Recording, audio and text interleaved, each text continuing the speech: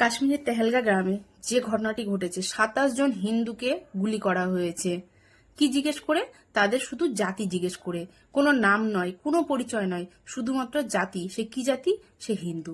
আর হিন্দু হয়েছে বলেই সে মারা গেছে। এইভাবে আর কতদিন চলবে?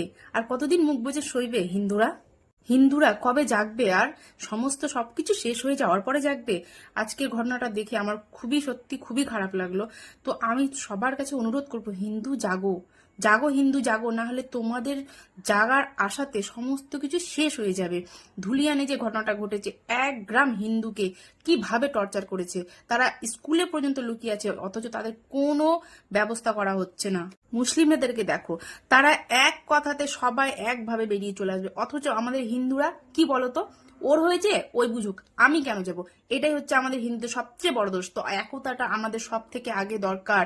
একতা হলে পরে কেউ ভাঙতে পারবে না। একটা লাঠিকে সবাই ভাঙতে পারে, যখন সব একসাথে হয়ে যাবে তখন কেউ ভাঙতে পারবে না।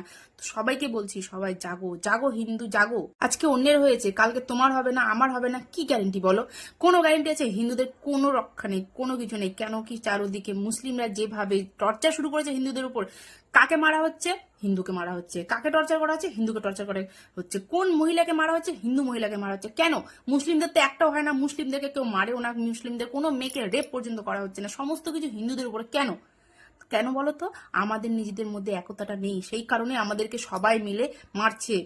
তবে হ্যাঁ, সব মুসলিমকে বলবো না আমি খারাপ। সব মুসলিম যেমন খারাপ না, আছে কিছু মুসলিম আছে যারা খুব ভালো, যারা হিন্দুদেরকে সাপোর্ট করে, যারা বোঝে। আসলে কি বলতো বন্ধুরা, যারা মানুষ তারা অবশ্যই বুঝবে, মানুষের কষ্ট মানুষই বুঝে। মানুষের কষ্ট কে বুঝবে? মানুষ না বুঝলে।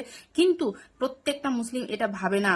যারা ভালো, যারা বোঝে, তারা অবশ্যই হিন্দুদের সাপোর্ট করে, বলে না হিন্দু কেন থাকবে না, হিন্দু সব দিকে মাথা উঁচু করে বাঁচতে পারবে। কিন্তু আমাদের কি বলতো, আমাদের নিজেদের মধ্যে এই জিনিসটা বিচ্ছেদ, আমাদের নিজেদের মধ্যে কোনো একতা নেই।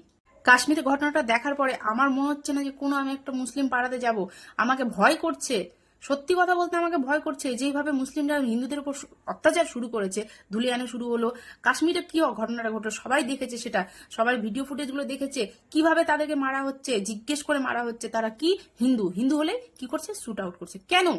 হিন্দুদের দেশে থেকে, হিন্দুদের খেয়ে, হিন্দুদের পড়ে তোমরা হিন্দুদের উপরে অত্যাচার করছো কিসের জন্য?